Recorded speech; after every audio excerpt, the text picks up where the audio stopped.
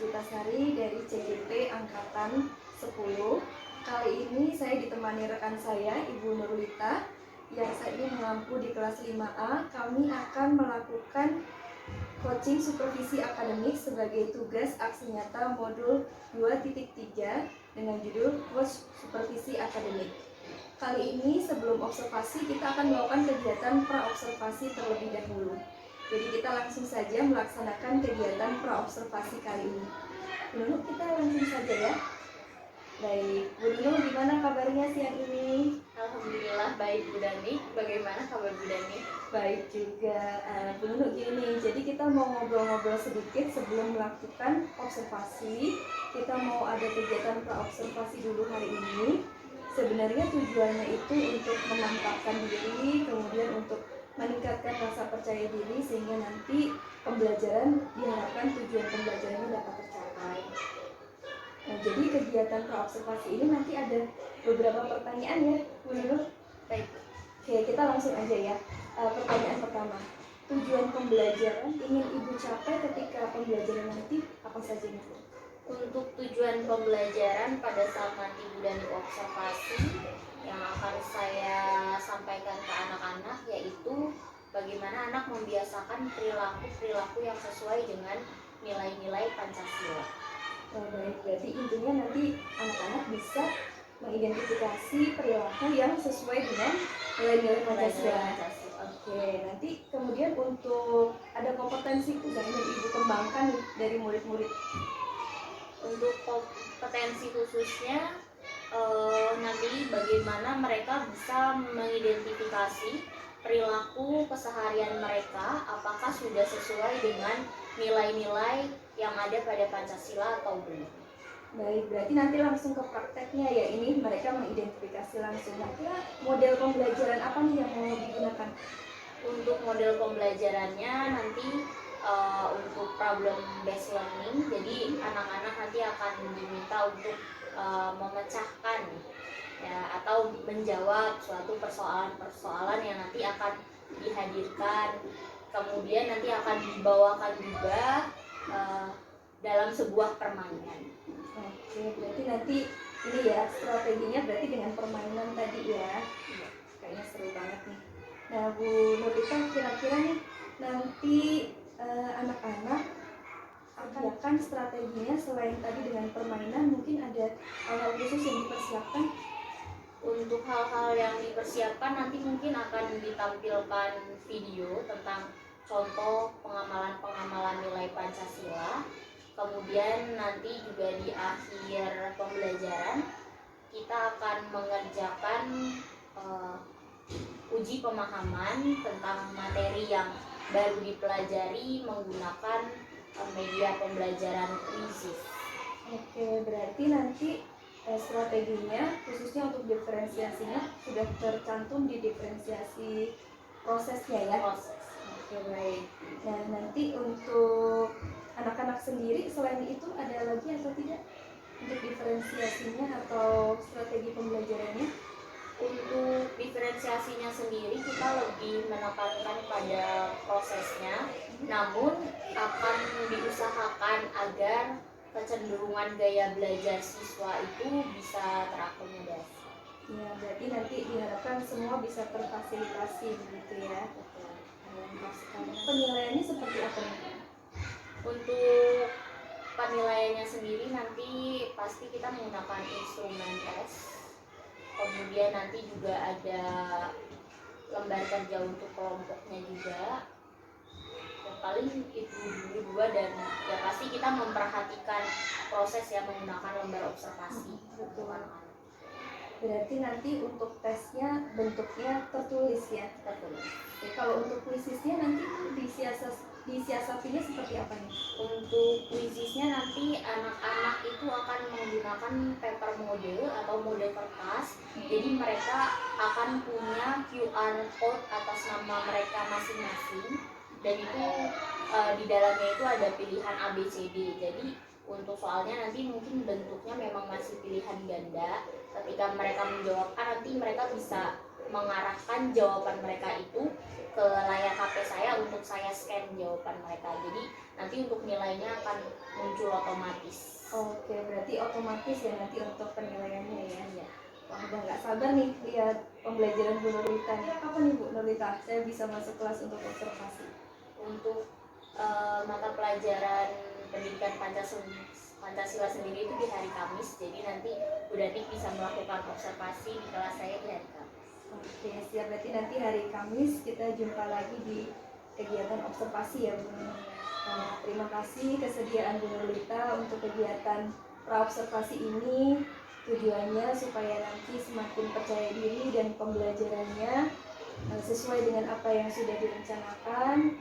Kemudian model strateginya nanti dapat teramati ketika proses observasi. Gitu. Terima kasih Bu Nurlita. Sampai jumpa lagi ya.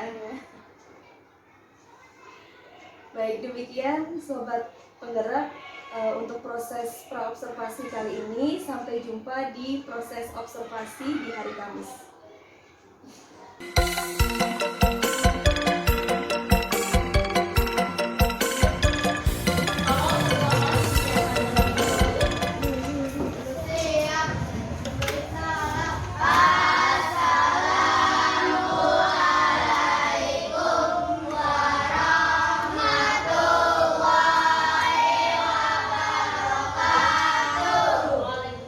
warahmatullahi wabarakatuh.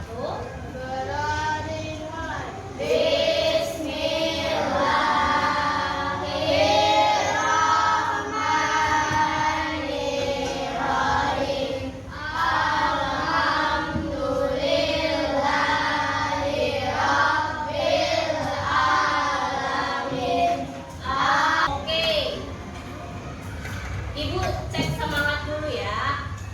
Siapa kita? Siapa kita? Ganoga.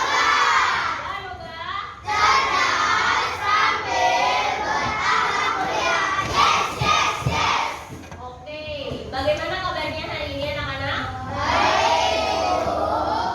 Alhamdulillah. Siapa hari ini yang tidak masuk? Siapa saja yang hari ini tidak masuk? Afan, Abdi, Lutfi, Farhan, Rafa. Oke, selain Abdillah dan Rafa dan Alfi, ada yang tahu Raihan Al-Hafiz? Kenapa? Oke, yang tidak enak badan kita doakan agar cepat sembuh. Yang masih sehat tolong dijaga kesehatannya ya, karena sekarang sedang banyak yang sakit dan mudah tertular. Kalau misalnya tidak enak badan, tolong pakai masker terlebih dahulu. Oke?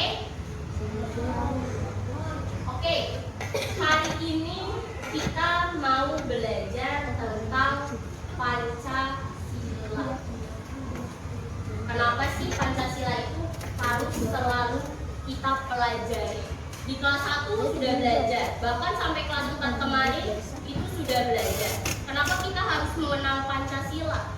Ada yang bisa menjelaskan ke Ibu? Kenapa Pancasila itu harus bisa kita kenali? Kenapa harus kita pelajari juga?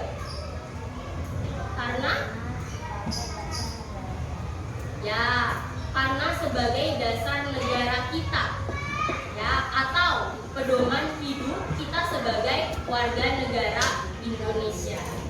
Oke, selain mempunyai 5 nilai atau 5 dasar, di setiap butir-butir sila Pancasila juga mengandung nilai-nilai. Oke, hari ini kita akan mempelajari nilai apa saja Kak yang terkandung pada butir-butir sila Pancasila dan perilaku seperti apa yang mencerminkan nilai yang terkandung pada butir-butir sila Pancasila. Sebelum itu, semuanya boleh berdiri dulu, kita bawakan dulu semangatnya.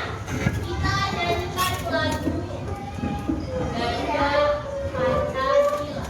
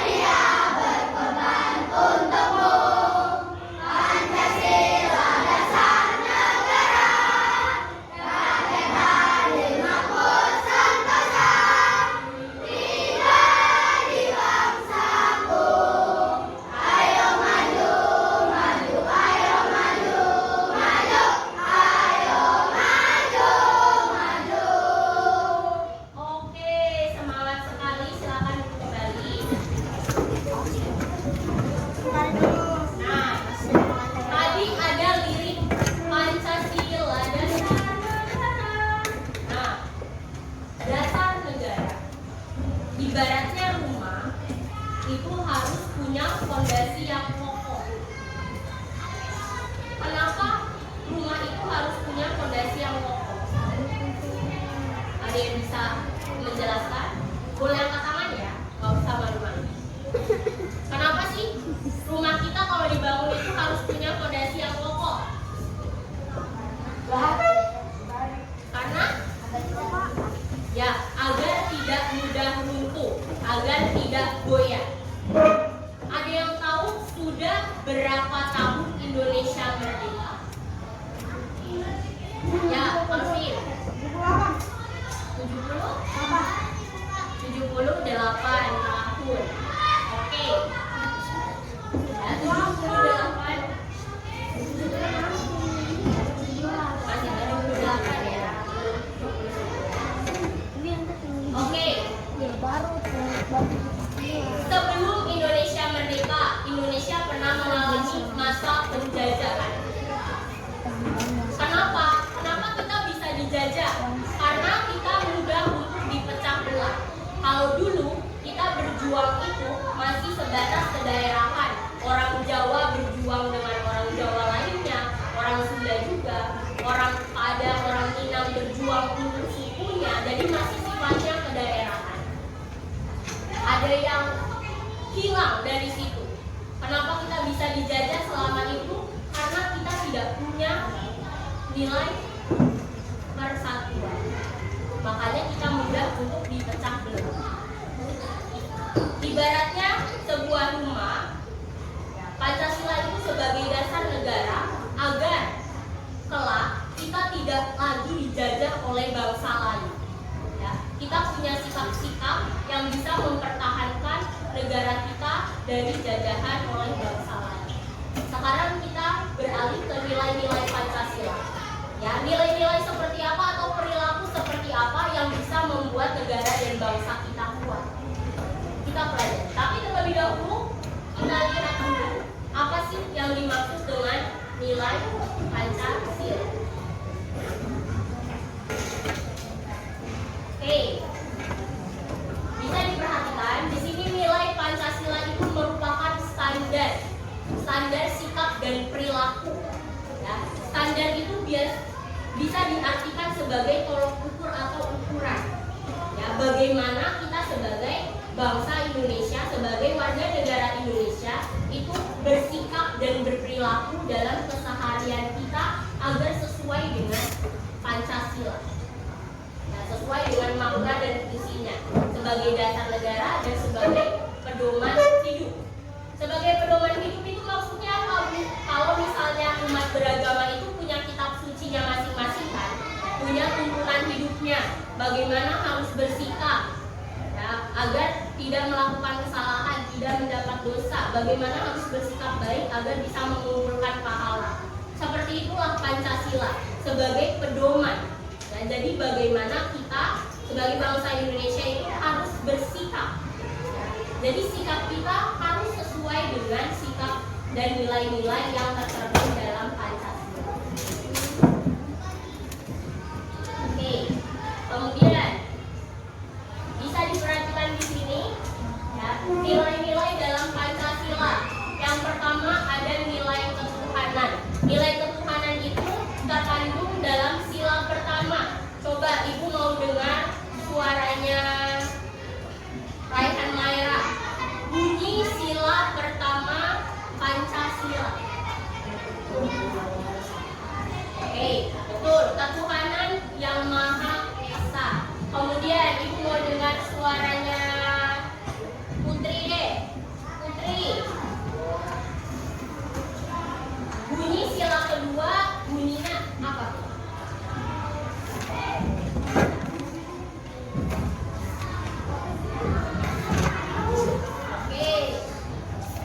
Bagaimana Putri? Bisa? Oke, kemanusiaan yang adil dan beradab. Sekarang coba salsa.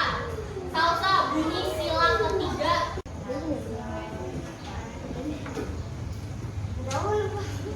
Oke, tadi seperti kata Kauti, bahasa Indonesia itu merupakan bahasa persatuan. Ibu orang Jawa. Okta adalah keturunan Batak ya, Okta ya. Kemudian ada di sini orang Sunda. Oke, ada orang Madura. Kalau misalnya ibu berbicara menggunakan bahasa Jawa, ibu belajar menggunakan bahasa Jawa, apakah Kamel bisa mengerti? Apakah Okta bisa mengerti? Tidak. Lalu ketika ulangan, ibu mengajar menggunakan bahasa Jawa. Lalu ketika ulangan, apakah kalian bisa mengerti pelajaran yang disampaikan? Pasti tidak. Lalu Indonesia itu terdiri dari lebih dari 700 suku dan bahasa yang sangat beragam. Maka untuk berinteraksi satu sama lain, kita menggunakan bahasa Indonesia. Kemudian menghargai dan menghormati budaya lain juga termasuk persatuan agar tidak terjadi konflik dan bisa memecah belah. Kemudian menjaga kerukunan bersama. Selanjutnya ada nilai kerakyatan. Nilai kerakyatan itu adalah mengedepankan musyawarah mufakat untuk mengambil keputusan untuk kepentingan kita bersama. Yang pertama, nilai yang sesuai dengan nilai kerakyatan, sikapnya ada menghargai pendapat orang lain.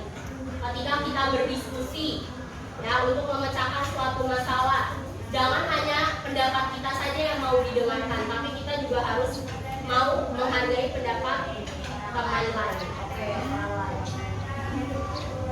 Kemudian menjalankan keputusan bersama secara bertanggung jawab. Kalau misalnya ada pemilihan ketua kelas, Al-Fatih sudah terpilih, maka kita harus jalankan itu. Jangan sampai misalnya Vino tidak menganggap Al-Fatih itu sebagai ketua kelas karena Vino tidak memilih Al-Fatih. Tapi kan itu sudah kita putuskan secara bersama. Al-Fatih itu adalah pemenang suara terbanyak ketika pemilihan ketua kelas. Maka walaupun Vino tidak memilih Al-Fatih, Vino harus melaksanakan keputusan tersebut secara bertanggung jawab. Selanjutnya berdiskusi saat mengerjakan tugas kelompok, ya, itu juga termasuk. Meminta izin saat akan berbicara dan sebagainya. Itu termasuk nilai kerakyatan. Selanjutnya, nilai yang terakhir ada nilai keadilan. Yang pertama, bergantian saat menggunakan fasilitas umum. Nilai keadilan itu berhubungan dengan hak dan kewajiban kita sebagai warga negara. Nah, jadi kita harus mau bergantian menggunakan fasilitas umum agar semua bisa merasakannya. Kemudian memanfaatkan hak belajar dengan sungguh-sungguh. Ya, seperti yang disampaikan. Kalau kalian malas-malasan berarti kalian tidak mencerminkan nilai keadilan. Selanjutnya, melakukan pergantian posisi tempat duduk seperti yang Ibu lakukan satu minggu sekali, agar yang lain bisa merasakan duduk di tengah, duduk di belakang, duduk di depan, duduk di samping.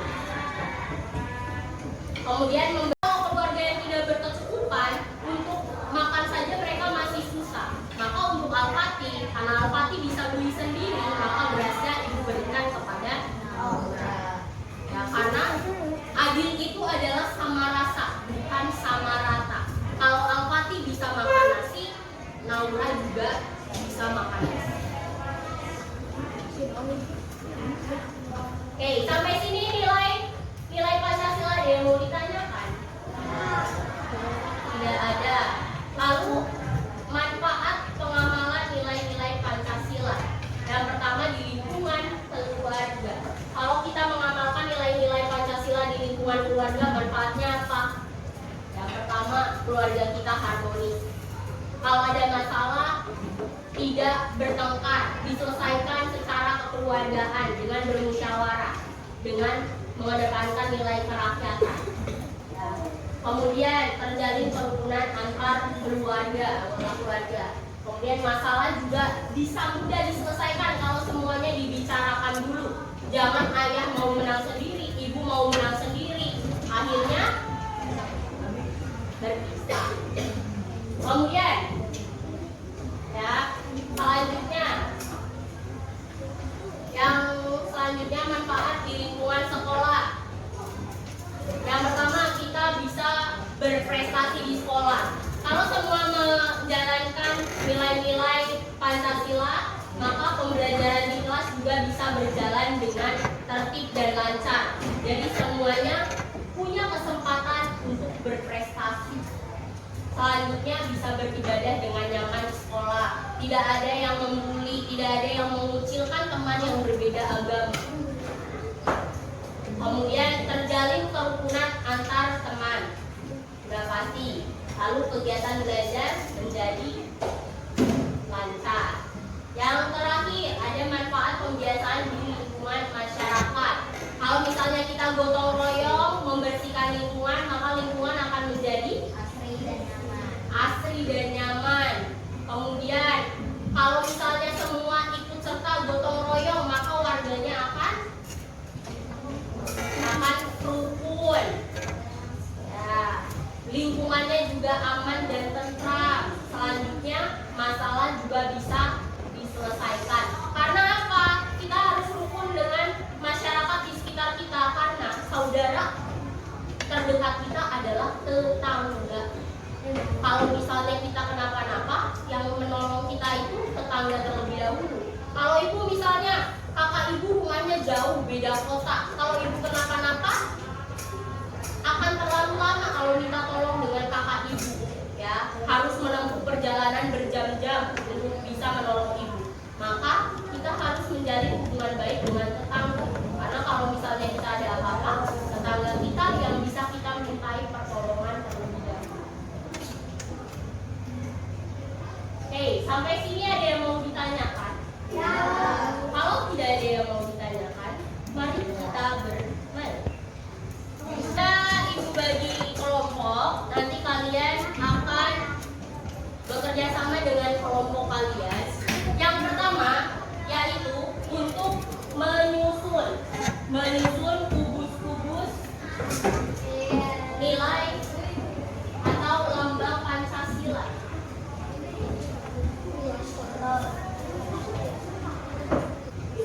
Dari kelompok ini siapa yang mau?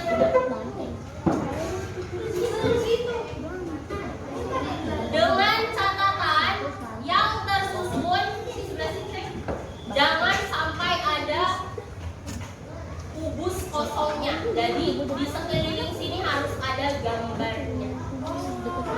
Nanti yang bisa menyusun pertama kali yang menang maka akan berhak memilih pertanyaan terlebih dahulu. Nah, ibu akan berikan contohnya. Kalau di sini kan semua terlihat ada gambarnya ya. Kalau misalnya salah menaruh, ini ada yang kosong, maka salah. Jangan disusun dulu. Oke, jangan disusun terlebih dahulu.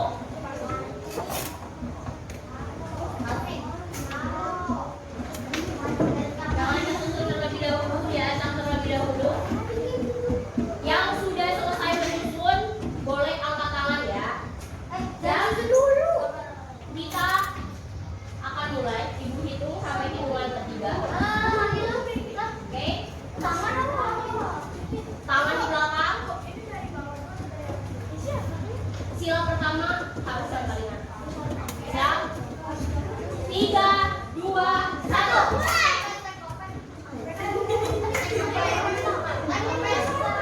Masih salah? Masih jatuh? Oke. Kelompok kami masih jatuh. Masih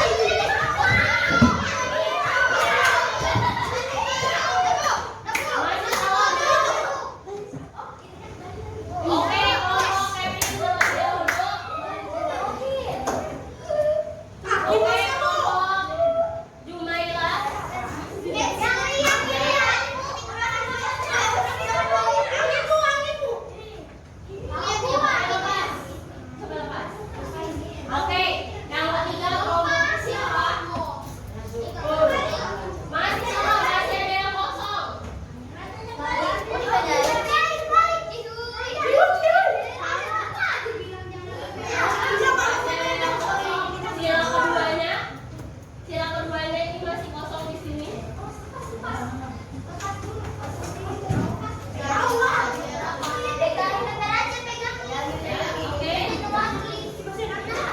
Oke, sudah. Berarti yang pertama selesai kelompoknya Kevin, lalu kelompoknya Suela, Siva, dan Kahila. Iya. Baca terlebih dahulu perintahnya. Kalau jawabannya benar, maka akan ibu kasih lembar.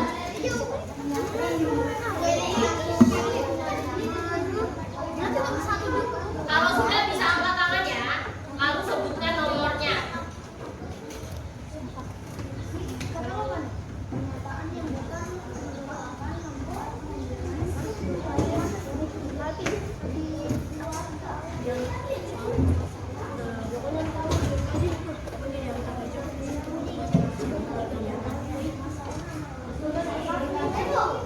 Ya, nomor berapa?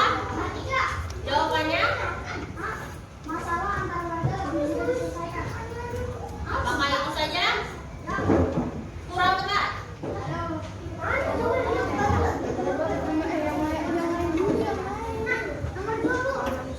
Jawabannya berarti nomor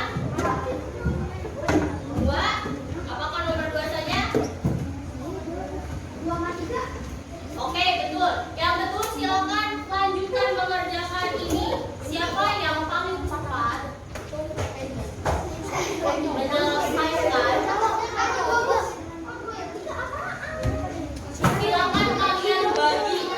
Silakan bisa kalian bagi siapa yang mengerjakan ini. Siapa yang sudah selesai? Nomor 1. Jawabannya 4 dan 3. Belum tepat. Nomor 2. Jawabannya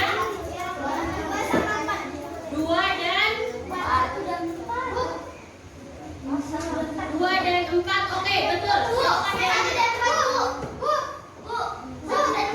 Oke, 1 dan 4 betul.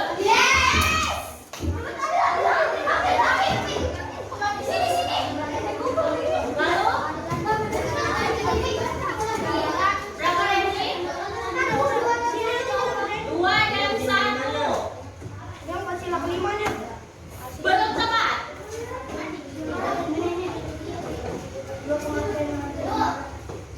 Nomor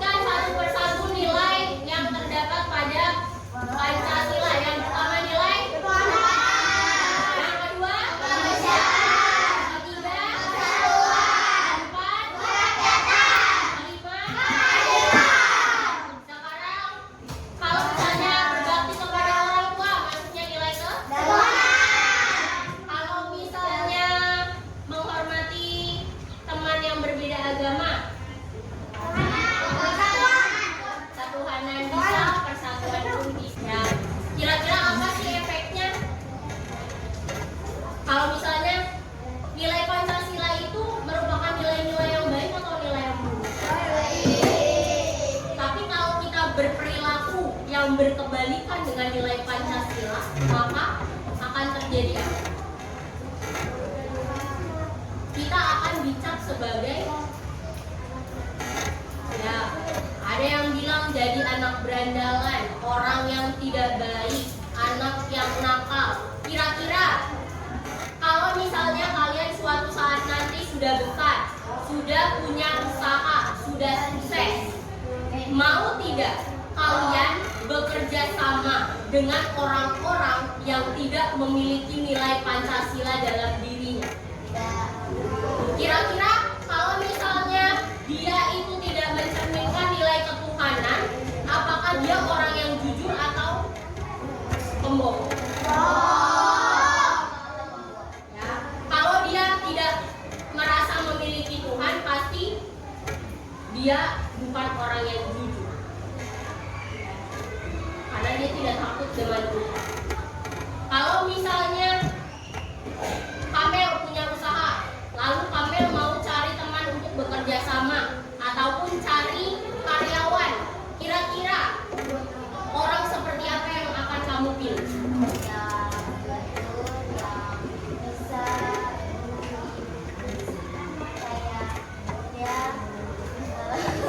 Yang jujur.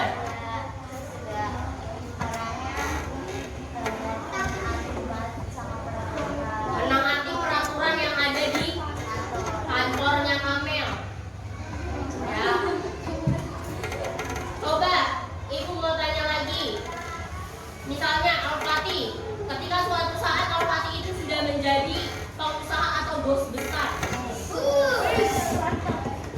ya, mau tidak bekerja sama dengan orang yang suka membuat kegaduhan atau membuat pertengkaran atau membuat perselisihan, orang yang temperamental, tidak bisa mengatur emosi dan sikapnya? Mau nggak? Tidak mau.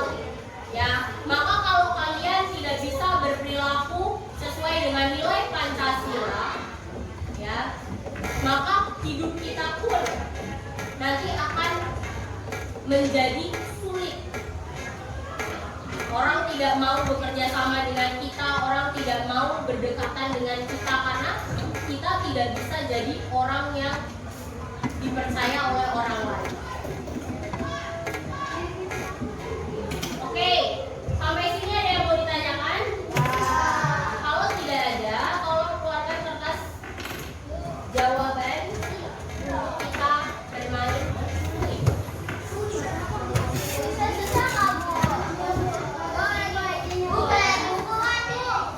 Oke, Ibu jelaskan terlebih dahulu. Kita akan bermain puisi dengan mode kertas. Semua sudah punya kertasnya masing-masing? Ya. Di sini ada jawaban A, B, C, D. Kalau misalnya nanti kalian mau jawab A, maka kalian berdirikan aja. Kalau misalnya nanti sudah Ibu scan, maka kalian turunkan. Jangan dibuka lagi. Ya. Kalau misalnya sudah jawab, kalian langsung turunkan. Jangan dibuka lagi. Dan jangan sampai temannya itu tahu jawaban kalian. Oke, sampai sini sudah dipahami?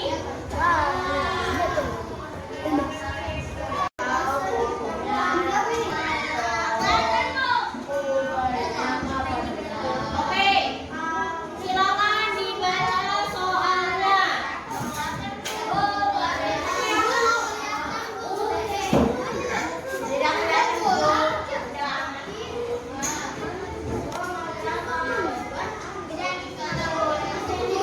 Kesulitan menyeberang jalan. Sebagai anak yang baik, Alia menolong nenek tersebut untuk menyeberang jalan. Perilaku Alia merupakan wujud pelaksanaan Pancasila, khususnya sila yang berbunyi A. Ketuhanan yang Maha Esa, B. Kemanusiaan yang adil dan beradab, C. Persatuan Indonesia, atau D. Kerakyatan yang dipimpin oleh hikmat kebijaksanaan dalam permusyawaratan perwakilan. Ibu hitung sampai 3, tentukan jawabannya, lalu diangkat kertasnya dari sebelah sini. Siap? Apakah perilaku Alia itu mencerminkan sila 1, 2, 3, atau 4? Siap? Sudah ditentukan dijauhkan, jangan ditutupi kertas hitamnya ya. Dari sini sudah siap? Silakan diangkat kertasnya. Oke, Siva, Kesha sudah masuk. Oke, Kamel sudah masuk. Masukin, Tari sudah. Sekarang dari sebelah sini boleh diangkat kertasnya. Langsung tutup ya. Ayo Arumi. Oke, siapapun masih terbaca. Oke, masih terbaca. Oke, Namra. Oke, lalu diangkat. Oke, Arumi, Dino.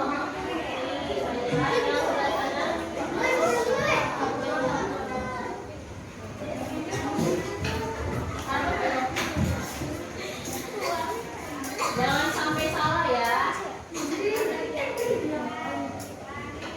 Oke, yang benar jawabannya adalah C ya. Perilaku walia menolong yaitu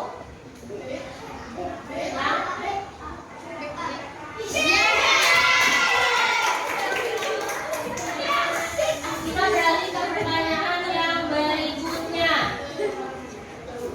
Sikap yang terkandung dalam sila kedua Pancasila adalah. Sikap yang terkandung dalam sila kedua Pancasila adalah apakah A. Agama dan ketuhanan, apakah B. Persatuan dan kesatuan, apakah C. Keadilan sosial, apakah D. Moral dan tingkah laku. Apakah A, B, C, atau D? Sudah dapat jawabannya? Hitung sampai 3. 1, 2, 3. Sekarang Ibu scan dari sini sudah siap? Silakan diangkat jawabannya. Oke. Oke, dari sebelah sini.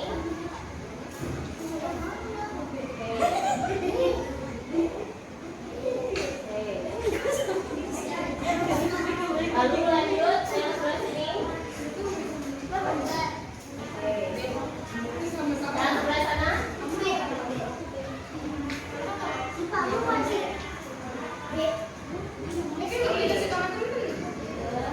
Tadi ada yang masih belum kelihatan, coba diangkat lagi yang sebelah sini.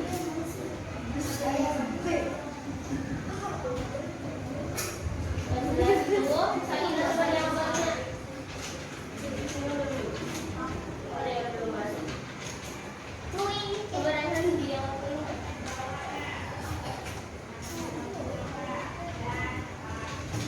Coba diangkat lagi Hafiz.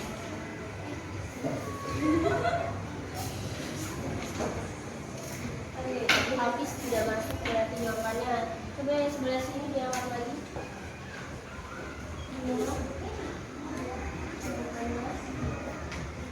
Oke, nama kalian muncul di HP ini soalnya. Saya diangkat.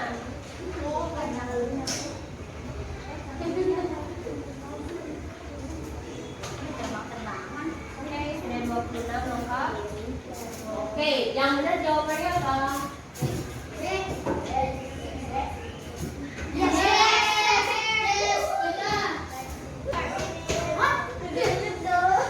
Jangan tentukan nangis. Buka jangan jawab. Baik, Kevin. Oke, masuk. Masuk. Oke, masuk. Masuk.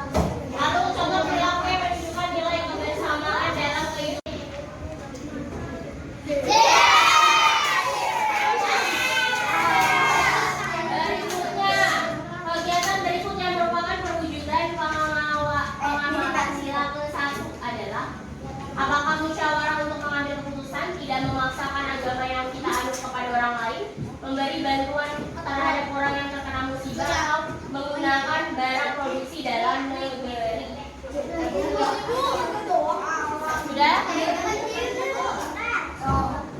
Oke, boleh diangkat dari sini. Kevin sudah belum? Belum. Oke. Kevin bagaimana?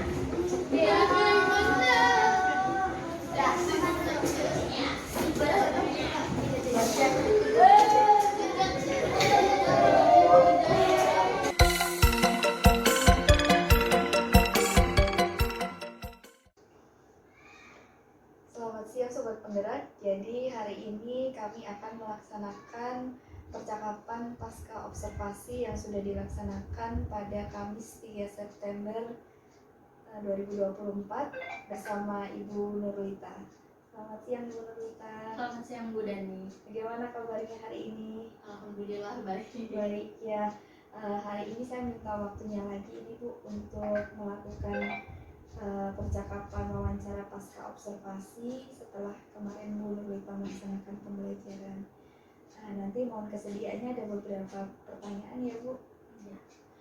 Baik, jadi tujuannya memang dari kegiatan pasca observasi ini kita akan mengevaluasi pembelajaran bersama-sama. Nanti kita bisa mencari solusi jika ada hambatan dan juga nanti kedepannya ada aspek-aspek yang akan dikembangkan, kita bisa gali lebih jauh lagi. Kita langsung saja ya Bu. Gimana nih perasaannya kemarin sudah melaksanakan pembelajaran, sudah dirancang dengan sedemikian rupa?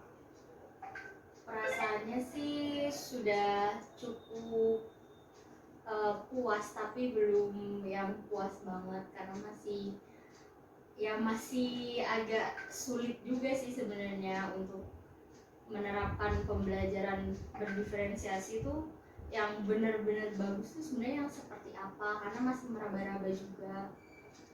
Oke, jadi sudah menerapkan tapi berasanya belum maksimal gitu ya. Maksimal. Karena kita tadi seperti yang Nurlita katakan, standar pembelajaran berdiferensiasi yang baik seperti apa itu kita masih menerka-nerka gitu ya Bu ya. Lalu kalau perasaannya nih Bu ketika kita melaksanakan pembelajaran di kelas dan ada supervisor di dalam kelas tuh perasaannya seperti apa? Apakah berbeda atau sama?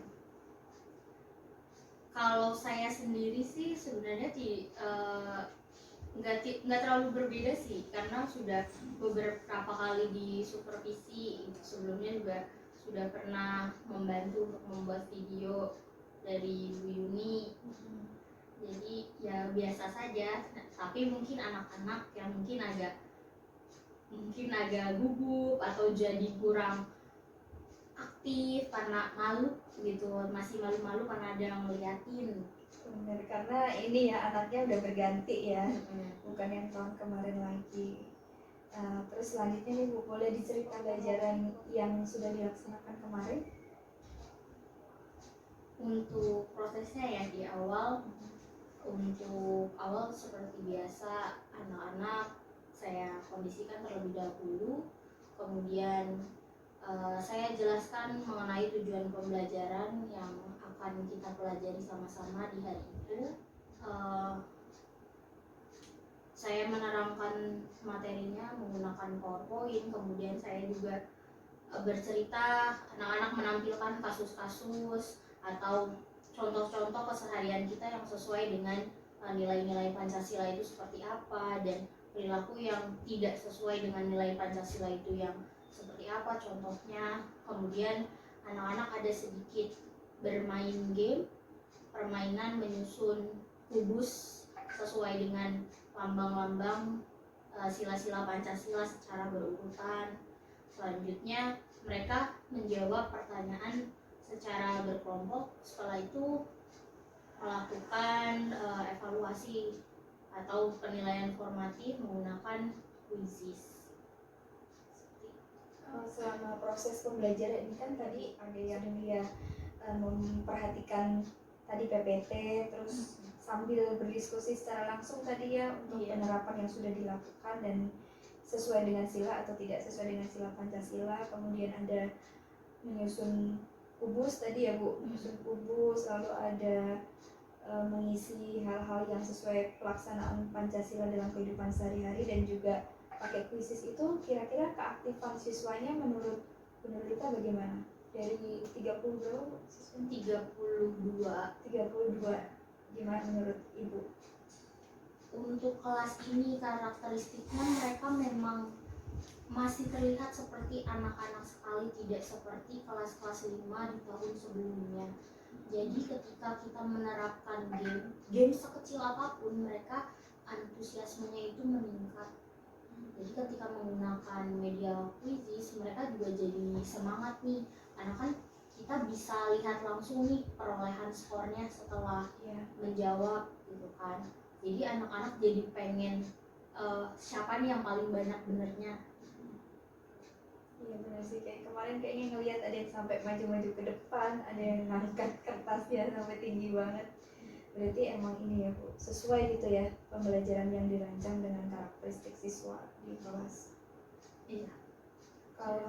Kalau dari model pembelajarannya sendiri, apakah sudah sesuai dengan yang direncanakan kemarin? Kalau misalnya dari model pembelajarannya, karena untuk PPKN sendiri, kalau menurut saya kan tentang contoh-contoh perilaku itu kita juga pasti harus banyak bercerita, menampilkan contoh-contoh kasus di keseharian siswa yang sering mereka temui. Jadi mungkin untuk beberapa anak itu ketika bagian kita diskusi ya tanya jawab itu mungkin agak membosankan seperti itu. Jadi mungkin itu sih yang nantinya akan diperbaiki, bagaimana cara untuk mengajarkan pendidikan Pancasila itu lebih menyenangkan untuk mereka. Jangan hanya saat mereka bermain gamenya saja, tapi bagaimana ketika materi intinya itu mau kita sampaikan dalam bentuk entah diskusi atau tanya jawab, mereka juga antusias. Tetap antusias gitu ya. Jadi mungkin itu bisa masuk ke hambatan kemarin atau gimana? Itu juga bisa masuk hambatan karena itu tadi karakteristik di kelas ini itu mereka tuh suka sekali bermain. Jadi ketika diminta untuk mendengarkan atau misalnya diminta untuk berpendapat, kadang masih pasif. Berarti kalau untuk konsentrasi mendengarkan itu masih pendek gitu ya? Iya. Kalau dari tipe anaknya seperti itu berarti ya. Oke. Kemudian hambatannya selain tadi terkait konsentrasi siswa saat mendengarkan materi, dari hambatan lain nggak yang kemarin Ibu temui? Kalau hambatan lainnya ya, pertama mungkin anak-anak ini kan baru masuk di kelas, kita baru kenal sebentar gitu ya. Jadi untuk karakteristik setiap anaknya itu belum bisa saya petakan dengan rinci begitu. Jadi ada saja anak-anak yang sedang pembelajaran iseng terhadap temannya. Mungkin dari cuplikan video ada yang sampai menangis juga, sempat sampai menangis. Ya itu mungkin yang jadi sulit gitu, padahal anak-anak nggak bisa nih mendengarkan dalam waktu yang agak lama sedikit, mereka langsung pengen melakukan sesuatu, entah iseng ke temennya atau bikin suara-suara mengganggu. Berarti hambatannya tadi ada ini ya Bu, ada dua ya. Satu, pengenalan kita sendiri terhadap karakteristik anaknya masih perlu dilakukan lebih sering lagi berarti ya untuk mengenali mereka, sama satu lagi anak-anak sendiri belum bisa mendengarkan dalam jangka waktu yang cukup panjang gitu ya, cukup lama untuk misalnya untuk penguatan materi gitu berarti ya Bu ya. Baik, kalau untuk masalah-masalah itu kira-kira sudah mulai terpikirkan nggak Bu cara mengatasinya bagaimana? Cara untuk mengatasinya, kalau misalnya sekarang mungkin saya lebih banyak memberikan sebelum pembelajaran dimulai kita ada refleksi tentang kegiatan keseharian mereka, lalu ada cerita apa sih gitu di hari-hari mereka itu, ada cerita apa yang kira-kira perlu nggak kita bahas, atau tentang berita-berita sekarang yang mungkin menurut mereka lagi viral. Ada berita yang viral apa sih, nanti apa yang perlu kita, ada yang perlu kita tiru nggak, atau hal itu perlu kita hindari atau tidak. Jadi untuk bonding aja sama anak-anak gitu ya, memperdalam hubungan dengan anak-anak, jadi biar mereka juga ada rasa mau mendengarkan kata gurunya gitu, dengan membahas apa sih yang sebenarnya terjadi di dunia mereka sekarang. Keren sih kalau menurut saya. Jadi yang membangun bukan cuma orang tua ya, tapi guru juga harus punya bonding dengan murid-murid gitu ya Bu. Kalau tadi yang dari penjelasan Bu Nurlita itu berarti sudah bisa mengatasi dua-duanya ya Bu? Ya, sekarang anak-anak sudah mulai lebih bisa mendengarkan dalam waktu yang cukup lama, sebelum mereka mulai jenuh dan membuat suara-suara yang Unik. unik. Berarti memang anak-anak ini harus dilatih untuk mendengarkan dalam jangka waktu yang ini ya, lebih panjang dan punya ikatan mungkin ya. Iya. Harus dibangun lebih dalam lagi ya. Ya saya setuju sih dengan Bu Nurlita, karena memang tanpa ikatan kayaknya hampa gitu kelasnya ya, dan mereka juga susah mendengarkan nasihat kita. Kira-kira nih Bu, mau dilaksanakan mulai dari kapan nih? Atau sudah? Sudah mulai saya laksanakan sebenarnya dari mungkin 2 minggu yang lalu, sebelum kita mulai fokus untuk semester ini. Jadi sudah mulai diajak-ajak untuk bercerita mengenai keseharian mereka, kemudian mereka juga aktif bercerita, saya pun aktif bercerita, mengulas ibaratnya cerita, menanggapi juga, atau menghubungkan dengan cerita-cerita masa kecil apa juga yang pernah saya alami. Kalau sejauh ini Bu, dari waktu 2 minggu ini, kalau tadi kan sebelumnya anak-anak ini sulit untuk menyampaikan pendapatnya ya, tapi ketika diminta untuk menceritakan kisah yang dia alami sendiri, bagaimana Bu? Apakah dia tetap kesulitan atau lebih mudah ketika dia bercerita apa yang dia alami sendiri? Nah, alhamdulillahnya nih mereka tuh sudah pede untuk maju ke depan. Jadi untuk bercerita pun karena kita sudah mulai saling, ibaratnya saling kenal gitu antara guru dengan siswa gitu, mereka tidak ada rasa segan lagi untuk bercerita. Kemudian dengan teman-teman juga karena sudah terbiasa untuk bercerita dan mendengarkan cerita, jadi sudah lebih terbuka. Kalau dari situ nih Bu, untuk mengontrol, kan berarti yang bercerita kan salah satu gitu ya ke depan. Untuk mengontrol yang lainnya bagaimana tuh Bu, supaya mereka tetap punya perhatian penuh nih sama teman-teman yang sedang cerita di depan gitu.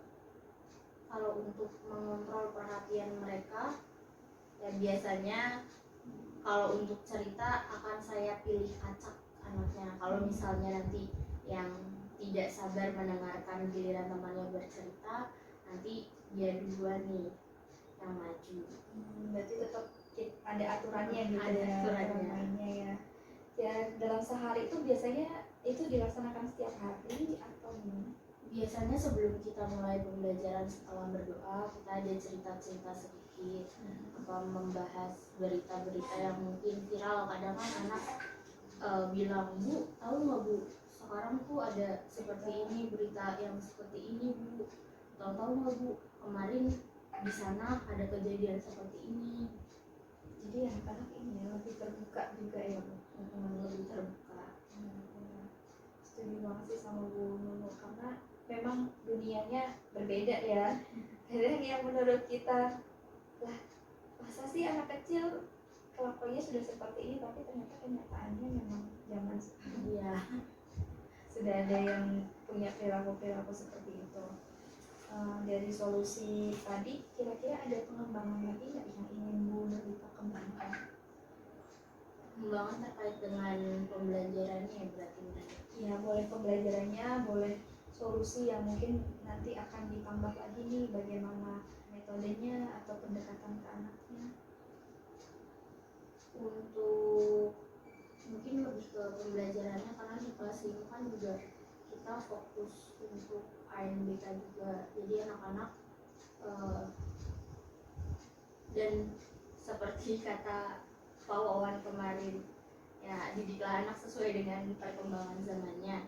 Walaupun di kelas itu kita tidak diperbolehkan untuk membawa handphone, tapi anak-anak sebisa mungkin saya ajak ke lab komputer untuk mereka juga bisa nih menggunakan komputer atau mengakses teknologi yang kekinian, ya. Jadi memanfaatkan teknologi itu untuk belajar, tidak hanya main-main saja. Kuisis juga kan metodenya banyak, tidak hanya yang kemarin kita gunakan dengan mode kertas, tapi ada mode langsung juga. Jadi biar anak-anak juga merasakan yang lain dan merasakan menggunakan fasilitas sekolah. Biasanya kan kalau misalnya komputer itu sesuatu yang mungkin bagi anak-anak Pulau Gadung khususnya sesuatu yang mewah gitu. Mereka juga berhak kok merasakan hal seperti itu gitu. Fasilitas sekolah mereka juga berhak untuk memakai. Jadi nanti ketika SMP mereka tuh bukan nggak asing lagi, nggak kaget gitu ya, udah biasa. Berarti pengembangan kedepannya lebih fokus ke persiapan ANBK ya tadi. Berarti teknisnya juga ya anak-anak supaya bisa lebih lancar. Mengerjakan soal juga yang berbasis komputer. Ya, kalau saya setuju sekali dengan solusi yang sudah diberikan Bu Nurlita. Kemudian untuk terkait pembelajaran juga sudah sesuai dengan perencanaan. Tadi ada beberapa metode game dan ternyata memang sesuai dengan karakteristik anak-anak di kelas itu ya.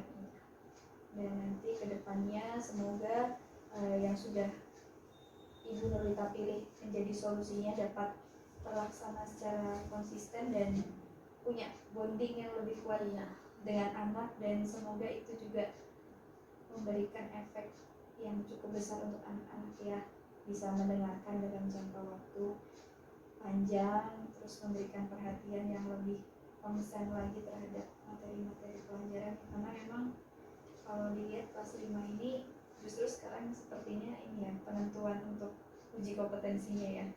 Ya, kalau selain itu ada lagi yang mau Ibu kembangkan atau sudah cukup? mungkin ya tadi untuk pendekatannya ketika dalam pembelajaran, walaupun kita sudah punya bonding, tapi ternyata tidak semuanya dapat menyerap pembelajaran itu tuh dengan baik, dapat mengerti. Walaupun kita udah punya bonding, kita sudah bisa saling berbagi, bercerita, tapi ketika mereka menemukan sesuatu, misalnya harus menulis, mengerjakan soal, berhadapan dengan soal-soal di atas sebuah kertas, itu mereka biasanya masih kesulitan, dan beberapa kesulitan untuk menjawab. Makanya tadi kenapa saya ingin membiasakan anak-anak itu untuk menggunakan komputer ketika mereka bikin tes formatifnya ataupun sumatifnya. Nanti setelah tengah semester kan masih ada nilai-nilai yang perlu perbaikan. Barangkali kalau misalnya mereka kesulitan untuk menuangkan pikiran mereka menjawab di atas kertas, barangkali ketika mereka menggunakan komputer Bisa lebih baik, bisa lebih baik lagi. Berarti sudah ada alternatif lainnya ya untuk memaksimalkan potensi-potensi yang murid yang ada di kelas ya Bu ya. Semoga semuanya bisa berjalan dengan lancar, kemudian pembelajaran di kelas Bu Nurlita juga semakin menyenangkan, semakin berdampak untuk murid-murid, potensi murid juga semakin terasah, dan tentunya ikatan antara guru dan murid semakin terjalin dengan baik. Nah, terima kasih Bu Nurlita untuk kesediaan waktunya melakukan percakapan pasca observasi ini. Semoga di lain kesempatan kita bisa ngobrol sharing lagi terkait pembelajaran.